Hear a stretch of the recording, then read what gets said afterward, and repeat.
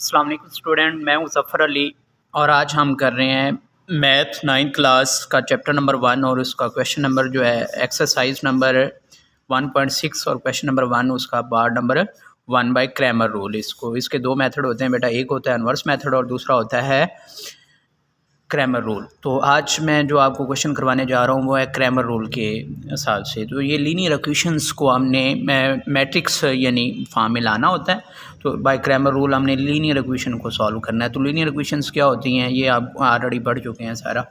तो चलें फिर किसी दिन इंशाल्लाह आपको इस बारे में भी मज़ीद वजाहत के साथ बताऊँगा। तो आइए क्वेश्चन की जानब आते हैं। तो इसका फर्स्ट क्वेश्चन जो है वो लिखा हुआ है 2x - 2y = 4।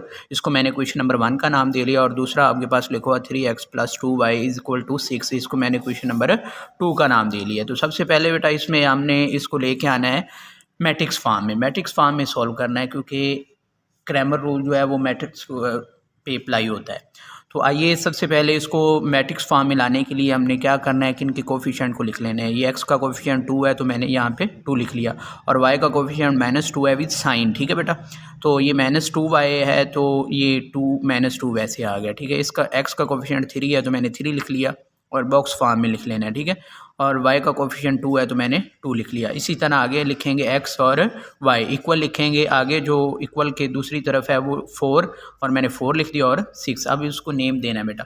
तो जो पहला होता है x और y के कोफिशिएंट होते हैं उसको हम नाम देते हैं a मैट्रिक्स का। किसका? a का। और इसको हम x का नाम देते हैं और जो इक्वल के दूसरी जानब होता है उसको हम देते हैं b मैट्रिक्स का नाम। अब आते हैं सोल्यूशन की जानब। तो सबसे पहले तो हमने इसका a का डिटर्मिनेंट मालूम करना है। अगर a का डिटर्मिनेंट है वो 0 आ गया तो फिर हमारा जो सोल्यूशन है वो पॉसिबल नहीं होगा, आगे एग्जिस्ट नहीं करेगा। तो इसको हम कहते हैं होते हैं सिंगुलर मैट्रिक्स। तो सिंगुलर मैट्रिक्स का जो सोल्यूशन होता है वो आगे एग्जिस्ट नहीं करता, सो हम वहाँ पे ही छोड़ देंगे। तो आइए चेक करते हैं सबसे पहले। तो मैं यहाँ पे a का लिखता हूँ और a का डिटर्मिनेंट चेक करता हूँ। डिटर्मिनेंट क्या होता है लेना है, वो डिटर्मिनेंट जो होता है वो डायगोनल एंट्रीज़ को आपस में मल्टीप्लाई करना है और नॉन डायगोनल एंट्रीज़ को आपस में मल्टीप्लाई करना है। दरमियान में क्या लिखना है? माइनस लिखना है बेटा। 2 × 2 4 हो गया और 3 × -2 6 हो गया। तो माइनस माइनस प्लस होगी तो ये प्लस आ गया। ठीक है, मल्टीप्लिकेशन में माइनस माइनस क्या होता है? प्लस होता है। तो a = कितना आ गया? 10। a का डिटर्मिनेंट किसके इक्वल आ गया बेटा? 10 which is not equal to 0। So ये नॉन सिंगुलर मैट्रिक्स का इसका सोल्यूशन जो है वो पॉसिबल है। तो सोल्यूशन इज़ पॉसिबल। तो अगर ये 0 आ जाता तो मेरा क्वेश्चन यहीं पे ही ख़त्म हो जाता और मैं कह देता कि the solution is not possible. तो आगे आ जाएँ बेटा। अब हमने लेना है, अब इम्पोर्टेंट बात है ax लेना है हमने। ax कैसे लेना है बेटा? ax लेने के लिए ऊपर जाएं, हमने जो a मैट्रिक्स लिया हुआ है, a मैट्रिक्स जो लिया हुआ है उसमें आपने देखना है x के कोफिशिएंट को आपने हाइड कर लेना है। x के कोफिशिएंट को नहीं लिखना है। ये वाली जो लाइन है वो x की है, ये वाली y की है। तो आप लोगों ने x के कोफिशिएंट को हाइड कर लेना है और y के कोफिशिएंट को लिखना है। और इसमें एक इम्पोर्टेंट बात ये है कि जो b वाला मैट्रिक्स है वो आपने फर्स्ट कॉलम में लिखना है। किस में लिखना है बेटा? फर्स्ट कॉलम में। b वाला किस में लिखना है? फर्स्ट कॉलम में। यहाँ तक समझ आ रही बेटा सबको? तो आगे आते हैं, ये आपके यानी आपने y के कोफिशिएंट का कॉलम इधर लिख लेना है। ठीक है, दूसरे इसमें कॉलम में इसको लिख लेना है। यानी पहले कॉलम में आपने b को लिखना है और दूसरे में आपने y के कोफिशिएंट को लिखना है। ये समझ आ रही है? यहाँ पे बच्चे जो मिस्टेक करते हैं वो ये करते हैं कि यहाँ पे ये हाइड कर लेते हैं, ये पहले लिखते हैं और ये b वाला मैट्रिक्स बाद में लिखते हैं, यानी दूसरे कॉलम में लिखते हैं, जिसकी वजह से रॉन्ग हो जाता है क्वेश्चन। तो चलें जी, मैट्रिक्स बनाना आ गया। ये x यानी पहले b मैट्रिक्स लिखना है और फिर y के जो कोफिशिएंट है उसका कॉलम लिखना है। अब इसका भी आपने सिंपली बेटा वही चीज़ करनी है, इसका आपने डिटर्मिनेंट मालूम करना है।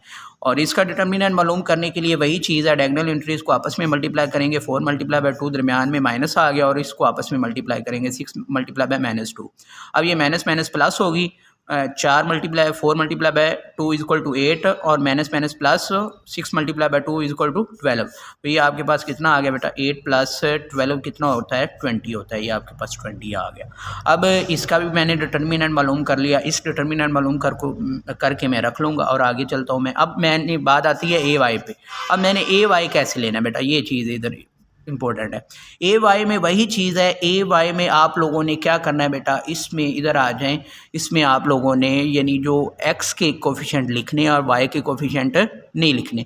तो इसमें x के कोफिशिएंट को पहले कॉलम में ही आप लोगों ने लिख लेना है। तो x के कोफिशिएंट को मैंने पहले कॉलम में ही लिख लिया, ये देखो 2 और 3 और बाद में मैंने बी वाला मैट्रिक्स लिख दिया, इसमें बाद में लिखना है, ठीक है। ए वाई में बाद में लिखना है और ए एक्स में पहले लिखना है। बात समझ आ रही?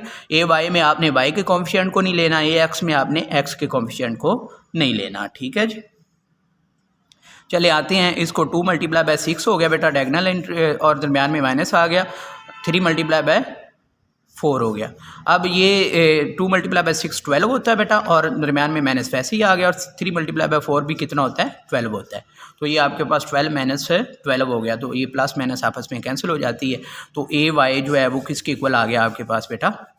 ए वाई आ गया आपके 0 के इक्वल। यहाँ तक समझ आ गई बेटा? मैंने डिटर्मिनेंट तीनों के निकाल लिए, ए भी निकाल लिया, ए एक्स भी निकाल लिया और ए वाई भी निकाल लिया। अब आता हूँ मैं सोल्यूशन की जानिब। इसमें मैंने क्या करना है, अब मुझे चाहिए एक्स की वैल्यू। किसकी चाहिए बेटा? सबसे पहले मुझे एक्स की वैल्यू चाहिए। एक्स की वैल्यू किसके इक्वल होती है? ए एक्स का डिटर्मिनेंट ओवर ए डिटर्मिनेंट।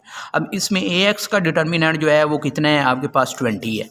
हमने निकाला है, कितना निकाला है? 20 निकाला हुआ है। और जो मैंने ए का डिटर्मिनेंट निकाला है वो कितना है? 10 है बेटा। तो 20 divided by 10 is equal to 2। तो आपके पास एक्स कितना आ गया बेटा? 2 आ गया। अब आपने वाई की वैल्यू निकालनी है। वाई की वैल्यू निकालने के लिए आपके पास फार्मूला है A Y over A determinant. यहाँ तक समझ आ रही है बेटा? तो A Y over A determinant, A Y मेरे पास आया 0 और नीचे डिवाइडेड बाय 10। तो 0 को किसी भी चीज़ से डिवाइड करते हैं तो फिनिटी आता है, जिसको हम अप्रॉक्सीमेटली इज इक्वल टू 0 ही लेते हैं। अब यहाँ पे इंपॉर्टेंट बात यह है कि आपने एक्स और वाई की जो वैल्यू है वो तो निकाल ली, लेकिन स्टूडेंट यहाँ पे सबसे बड़ी मिस्टेक ये करते हैं कि यहाँ पे ही क्वेश्चन को एंड कर देते हैं, क्वेश्चन को छोड़ देते हैं, जो कि बहुत ही रॉन्ग होता है। यानी इसमें आपका पूरा आपने क्वेश्चन सही किया हुआ है, फिर भी वो आपको मार्क्स देगा 3। क्यों 3 देगा? क्योंकि आपने इसका सोल्यूशन सेट नहीं लिखा। तो आपने सोल्यूशन सेट लिखना है। सोल्यूशन सेट लिखने का तरीका बेटा ये है कि पहले एक्स की वैल्यू को फिर वाई की वैल्यू को करली ब्रैकेट में क्लोज कर देना है। तो ये आपका आंसर आ गया, यानी 2 और 0। एक्स की वैल्यू आपके पास 2 आ गई और 0 की वैल्यू वाई की वैल्यू जो है वो 0 आ गई। तो चलें बेटा, उम्मीद करते हैं कि आपको समझ आई होगी। तो इंशाल्लाह अगले लेक्चर में मिलते हैं, तब तक के लिए अपना ख्याल रखिएगा। अल्लाह हाफिज़।